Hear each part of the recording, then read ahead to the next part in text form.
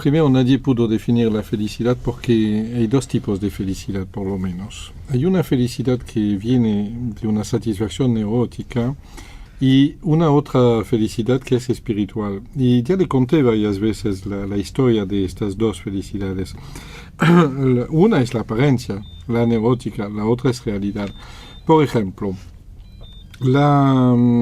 cuando yo le he dicho ya varias veces que cuando un niño nace, hasta que tenga un cierto nivel de conciencia, este niño es considerado totalmente como inocente a los ojos de Dios. Él no tiene responsabilidad de nada. Hasta un momento clave. No sé si ustedes se recuerdan del momento clave.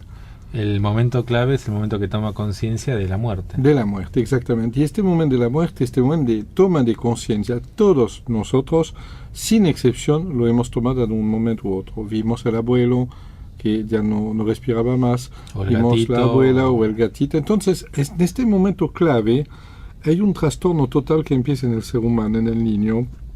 En este trastorno algo grande pasa.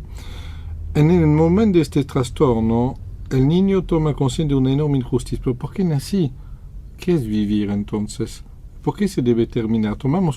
Hemos tomado todos conciencia de una injusticia gigantesca. Esta injusticia ha provocado una enorme cantidad de consecuencias, angustia, miedos. La mayoría de nosotros los que no conocen el concepto de la reencarnación, de la vida después de la muerte, lo transforman en una negación. ¿No? No existe, son cosas religiosas.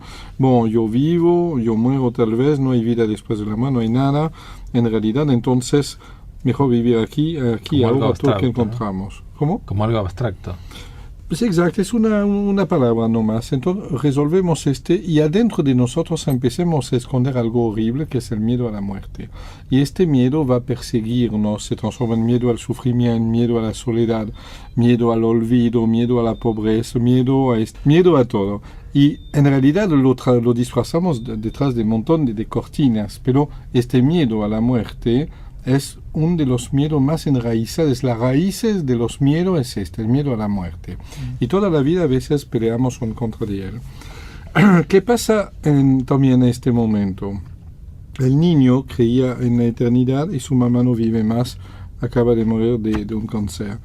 Entonces este niño, aparte de la pérdida de su mamá, aparte del miedo a la muerte, del sentimiento de injusticia, de bronca hacia Dios y todo que le provoca, de repente Dios le da un gran castigo. La caída del paraíso ya la vivenciamos, cada niño la vivencia, finalmente menos los niños con una insuficiencia de desarrollo cerebral, los niños inocentes por naturaleza, menos ellos, todos los niños han caído del paraíso. El paraíso es comprender, el conocimiento, la responsabilidad, el conocimiento entre el bien y el mal, en realidad.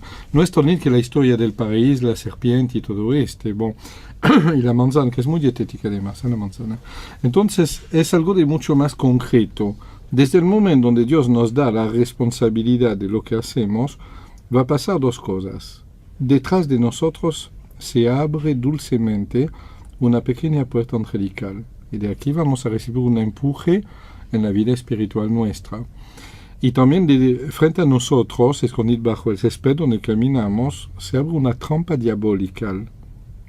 Esta trampa es destinada a que caigan adentro los que son egoístas, los que creen solo en ellos mismos y en nadie más, los que no se dan cuenta que los demás sufren. Esta trampa es destinada a los que viven, cabalgan sus neurosis y que van a pasar su vida intentando satisfacer sus neurosis, solamente de cualquier forma. Por el contrario, los de nosotros que se preguntan, está bien, sí, quiero ser médico, de acuerdo, pero ¿por qué quiero ser médico?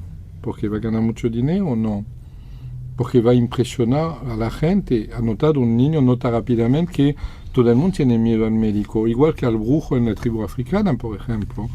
¿Por qué quiero ser médico? Por tener una bata blanca, para poder decir cosas que la gente no comprende, para dar miedo a los demás. ¿Por qué quiero ser médico?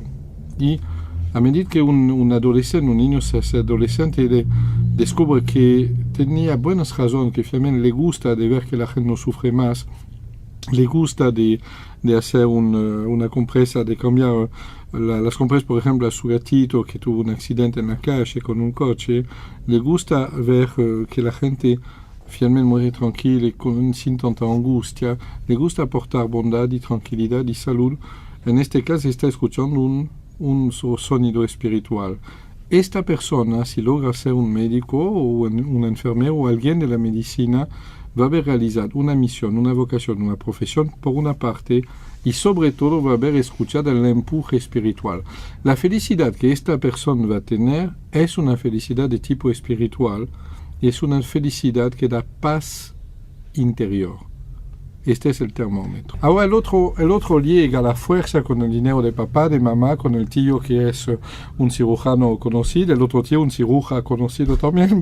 Minuto deportivo. Gracias a uno u otro llega, sí, claro, por el cumpleaños de la autodeportiva y después para cuando es médico vaya a saber. Entonces él llega y se amarga. Ve gente sufrir, morir, que le importa finalmente. Él no quería entrar en el club de tenis tal y lo han rebotado porque no es de altura suficiente. Cada cosa que va a lograr obtener es un espejismo, es una oasis falsa en el desierto. Caminamos en el desierto, allá hay la oasis, queremos beber, vamos a la oasis, llegamos a la oasis y esa arena seca fue una ilusión. Este es un amargado por definición. Cada vez que logramos un éxito, puede ser un éxito neurótico o espiritual. El éxito espiritual da paz interior. El éxito neurótico da amargura, da angustia, da insatisfacción. Este es el test con el cual el barómetro, el termómetro con el cual tenemos que revisar toda nuestra vida. Cada cosa que hemos logrado, cada felicidad, cada momento de felicidad, ¿qué fue? ¿Neurótico o espiritual? Este niño que nació de mi esposa, ¿qué es? ¿Fue un deseo neurótico mío, un estatuto que quería? ¿Qué fue? ¿Una forma de encadenar a esta mujer conmigo? ¿O verdaderamente el deseo que una alma más, una nueva alma se encarne en un bebé, que es en parte mío, en parte de ella? ¿Qué es? ¿Cuántos padres deberían preguntarse este? Ven que la felicidad puede ser neurótica o espiritual. Obviamente tenemos que descubrir la segunda, erradicarla y solo buscar la primera. La felicidad no existe. Solo existe la paz interior. Y no hay paz interior con felicidad neurótica. Llamaríamos la segunda satisfacción. La satisfacción neurótica no da paz interior. El bienestar y la felicidad espiritual es el bienestar interno y es la paz interior.